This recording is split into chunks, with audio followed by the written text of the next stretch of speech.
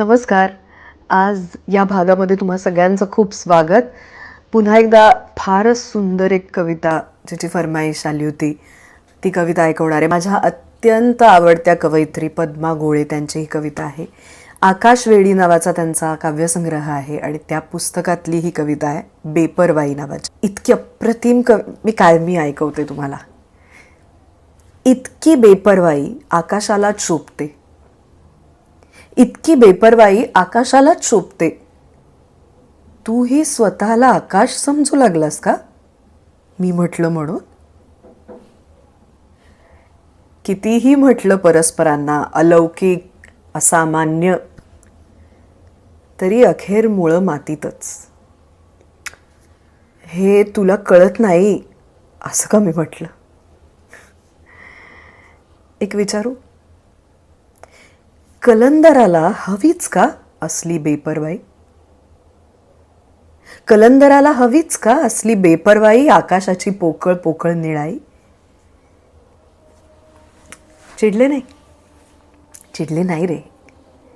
चंद्र सूर्य बघते ना मी तुझ्या डोळ्यात. चंद्र सूर्यांना का दिसावी आसव कोणाची?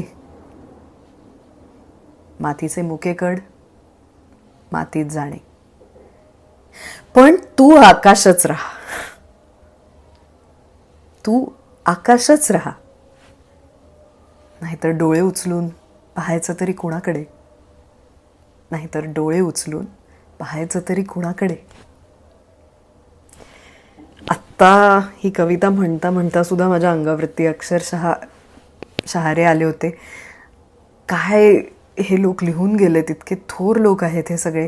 इतकी सुंदर कविता आहे ही, इतकी छोटी, इतक्या कमी शब्दांमध्ये इतका अप्रतिम विचार त्यांनी सांगितलाय.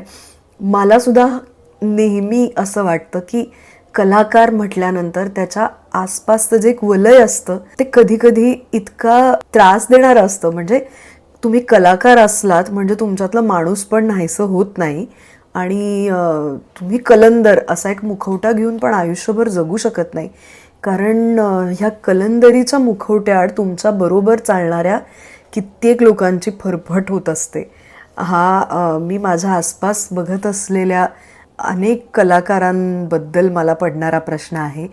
आणि एकूणातच कलेच्या व्यवसायामध्ये जी जी मंडळी काम करतात, फक्त अभिनेते अभिनेत्री असं नाही म्हणते मी, पण सृजनाच्या सोबत हे एक लागून जे पांघरुण येतं ना त्याबद्दल बोलते आहे.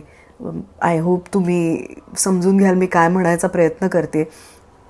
पण ह्याबद्दल इतक्या कमी शब्दांमध्ये पण इतकं थेट मांडणारी ही कविता आहे आणि म्हणूनच ती फार मनाला लागणारी अशी सुद्धा कविता आहे. ही कविता तुम्हाला कशी वाटली, आवडली का, मला खाली कमेंटमध्ये लिहून नक्की सांगा. आणखीन या अशा पद्धतीच्या कुठल्या कविता तुम्हाला माहिती आहेत का, किंवा मुळात फरमाईशच्या या सिरीजमध्ये तुम्हाला आणखी कुठल्या कविता ऐकायला आवडतील हे सुद्धा मला लिहून नक्की कळवा. मी त्या ऐकवायचा तुम्हाला प्रयत्न करीन. आणि संकर्षण व्हाया स्पृहा ह्या आमच्या कार्यक्रमामध्ये आमच्या कविता ऐकायला आणि ह्या अशा वेगवेगळ्या कविता ऐकायला सुद्धा नक्की या. आपण तिथे प्रत्यक्ष भेटू शकतो, आपला प्रत्यक्ष संवाद होऊ शकतो. सो मी तुमची वाट बघते. पुन्हा भेटूया अशाच एका छान कवितेसह पुढच्या भागामध्ये. तोपर्यंत नमस्कार.